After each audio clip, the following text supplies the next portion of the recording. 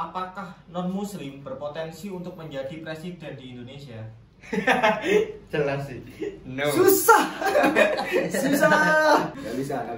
Bukan gak bisa, susah. Mungkin, tapi susah banget. Ya tahu sendirilah. Ya contohnya ada yang mau kan, tapi salah sedikit langsung hilang.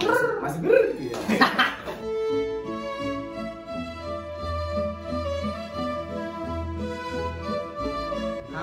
Hai. Halo. Assalamualaikum. Waalaikumsalam. Hai. Ayo Mas. Boleh perkenalkan nama, agama, dan kesibukan sehari-hari? Kenalin, aku Neni. Kesibukanku saat ini kerja sih setiap hari. Kebetulan aku bagian safety atau HSI K3. Terus agama saya Hindu.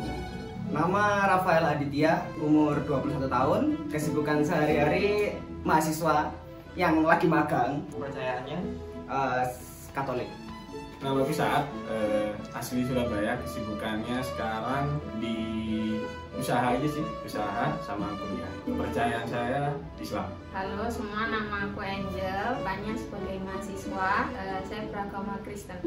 Perkenalkan, nama saya Joko. Saya salah satu konten kreator, agamanya Buddha.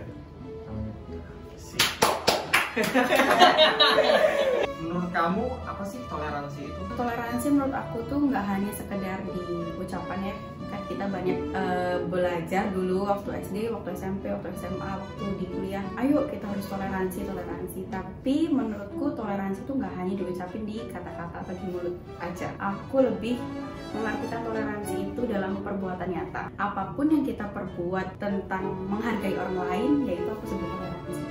Menurutku toleransi itu kondisi di mana kita mengiyakan suatu hal, padahal kita itu berhak untuk tidak mengiyakan atau menolak hal tersebut. Misalkan ada sholat yang berskala besar, contoh. Lalu sholat itu kayak butuh space kan buat ngadainnya, terus kebetulan itu butuh tempat, daerah dari tempatmu, misalkan depan rumahmu gitu kan. Sebenarnya kamu bisa tidak mengiyakan itu kan demi kebaikanmu sendiri, cuman kamu mengiyakan untuk kebaikan yang lebih besar. Nah, di situ toleransi. Kalau menurutku toleransi ada di situ. Toleransi menghargai ya, menghargai perbedaan pendapat, perbedaan sikap satu orang dengan orang yang lain melalui hati dan perbuatan.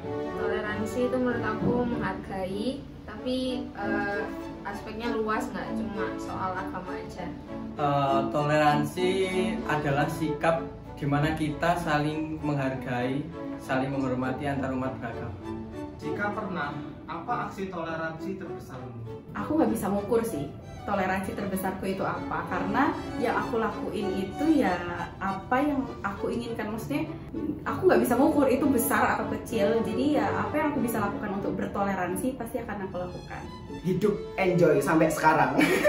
Itu toleransi terbesarku. Jadi kenapa bisa gitu, soalnya kayak bisa hidup dengan berbagai banyak pandangan, dengan berbagai banyak perbedaan. Terus aku bisa enjoy sampai sekarang tanpa berpikir untuk melakukan tindakan intoleran. Jadi ya itu menurutku tindakan toleransi terbesar dalam hidupku. Selamat Hari Natal.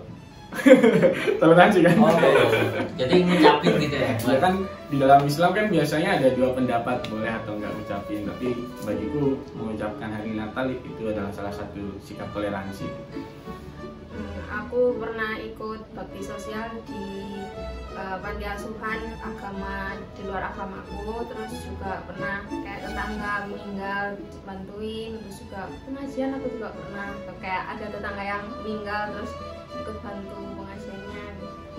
Aksi toleransi terbesar karena aku lahir di desa ya Mas, dari kecil di desa. Kalau di desaku itu sih banyak ya Mas, kayak Kristen, Islam, Buddha gitu. Jadi kayak kalau aku toleransi terbesar sih kayak puasa gini ya, kayak apa, mengaji ya. Kalau Islam apa ya? Iya, mengaji ya. Nah, kayak mengaji terus buka bersama itu udah hal yang wajar gitu di lingkunganku ya. Ya itu sih toleransi terbesar.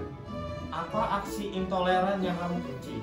Sebenarnya harusnya sih nggak ada ya, harusnya nggak ada aksi intoleran yang disukai. Sebenarnya harusnya nggak ada sih ya. Intoleran pasti kebanyakan nggak disukai, cuman lebih ke why.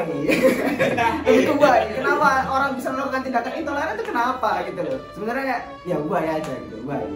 Sebenarnya perbedaan, mungkin kalau ada perbedaan pendapat ya, perbedaan pendapat terus menyalahkan salah satu sudut, terus dia membenci, jadi dia nggak suka sama orangnya gitu. Misalkan ada debat lah misalnya, yang diutamakan itu egois atau mungkin pikirannya sendiri gitu, tapi nggak menghargai pikiran orang lain. Nah itu yang mungkin menurutku intoleran ya. Karena kalau kita lagi debat pun, lagi berbeda pendapat, harus ada sifat toleransinya di dalamnya kan. Bertanya terlalu dalam sih tentang keyakinan masing-masing, dan kenapa sih kamu mau milih agama itu, kenapa sih kamu milih ini, gimana sih adatnya kok bisa ya kayak gitu. Itu kan sudah salah satu unsur yang menyinggung ya menurut aku. Mau keyakinan seseorang apa, ke suku apa, ras apa, agama apa, ya itu nggak usah ditanya, itu udah pilihan masing-masing dan pilihan dari keluarga mereka. Ada orang tanya, agamamu Buddha ya? Iya gitu, terus nyembah patung ya? Nah itu paling apa ya, sampai sekarang itu agak nggak enak gitu ya. Itu Apakah pernikahan beda agama itu termasuk salah satu bentuk toleransi? Pertanyaan Rek. Main aman aja ya. Kalau menurut agamaku sih, sepengetahuanku ya, kurang boleh, tidak boleh gitu. Untuk masalah pernikahan ini, harusnya sih dalam konteks aku berpikir tidak ada sangkut pautnya dengan toleransi, karena pernikahan itu kan didasari dari mereka berdua yang ingin menikah, entah salah satu agamanya berbeda atau sukunya berbeda, tapi mereka saling setuju dan saling mencintai untuk menikah. Ya nggak apa-apa. Ya itu bukan konteks toleransi atau nggak toleransi sih menurut aku ya. toleransi yang besar. Kenapa kok toleransi yang besar? Kalau aku sendiri sih, cinta itu datangnya dari Tuhan, dan kalau dari orang tua nggak ada masalah, kenapa enggak? Toh Tuhan itu, aku percaya Tuhan itu satu, cuma kita aja yang beda. Aku termasuk yang nggak pro sih sebenarnya, tapi kalau ngomong toleransi ya iya sih kan, soalnya kita menghargai. Tapi kalau kita lihat kan banyak kasusnya orang yang nikah agama ya kebanyakan ya akhirnya ada yang toleran, ada yang enggak gitu. Banyak muncul perdebatan atau nanti dampaknya juga kan ke keluarga, ke anaknya. Nah itu menurut aku juga karena dua orang yang memaksakan hal yang nggak sama. Kalau menurutku enggak, soalnya beda untuk pindah keyakinan itu harusnya bukan part of tolerance harusnya. Kalau menurutku pribadi, kalau misalkan pernikahan beda agama lalu kedua belah pihaknya setuju dan tanpa ada paksaan, ya itu hal yang baik. Cuman itu bukan toleransi menurutku. Jika kelak anakmu memutuskan untuk memilih agamanya sendiri, apa tanggapanmu? I think aku lebih bukan membebaskan sih, tapi dari kecil aku sudah mengarahkan dia sesuai dengan agama dari aku, keluargaku, keluarga orang tuanya lah intinya. Karena pada dasarnya setiap agama itu baik, karena pada dasarnya semua agama itu menganut tentang kebaikan, ketulusan, keikhlasan, semua itu diajarkan di semua agama. Jadi mau nanti dia besar memilih agama apapun, tapi dengan tulus hati ya, bukan karena dengan bertemu dengan pasangannya atau paksaan dari orang lain. Aku kurang setuju kalau itu. Tapi kalau dari tulus hatinya sendiri, dari dasar hatinya, I agree with it. Dari usia ya, kalau mungkin kalau sekolah sih masih dalam, mungkin aku nggak ngebolehin, soalnya mungkin dari faktor dari luar, dari teman-temannya. Mungkin kalau udah dewasa, udah mau berkeluarga, ya boleh, cuma berikan alasanmu yang kuat kenapa sih kok mau pindah agama. Kalau dari aku sih sebenarnya kalau misalkan ke anakku nanti, aku nggak akan mendoktrinkan anakku agamaku apa nanti. Cuman aku berpesan kalau misalkan jadilah manusia yang baik gitu aja. Cuman misalkan agama yang dia pilih itu membantu dia untuk menjadi manusia yang lebih baik menurut dia, ya go for it, silakan. Cuman nanti kuserahkan pada pasanganku nanti lah. Kalau itu aku mah bebas-bebas aja. Boleh-boleh aja sih, cuman kan anak-anakku ya tak bimbing sih ke Islam. Jadi tak perkenalkan dulu agama Islam itu apa, siapa Tuhanmu, siapa nabimu, baru nanti dia pasti punya keputusan sikap kedewasaannya.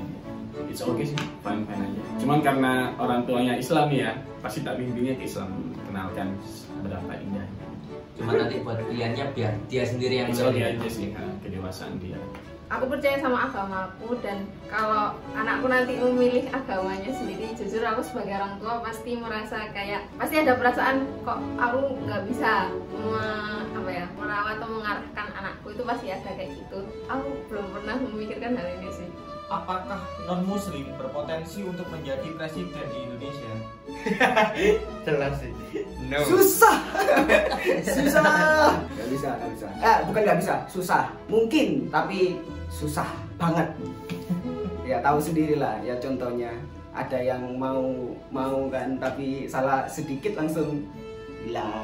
Masih Non-muslim berpotensi tapi nggak sebesar agama muslim, karena memang mayoritas agama Indonesia adalah muslim. Jadi ya agak kontroversi ya kalau misalnya presiden itu non-muslim, sedikit kemungkinan. Iya, selama masyarakatnya mau, kenapa enggak? Jadi saya nyalon deh. Seharusnya boleh, soalnya kan Indonesia negara demokrasi, tergantung dari rakyatnya. Kalau rakyatnya nggak ada masalah, kenapa enggak? Toh ya kayak pejabat-pejabat itu banyak yang non muslim.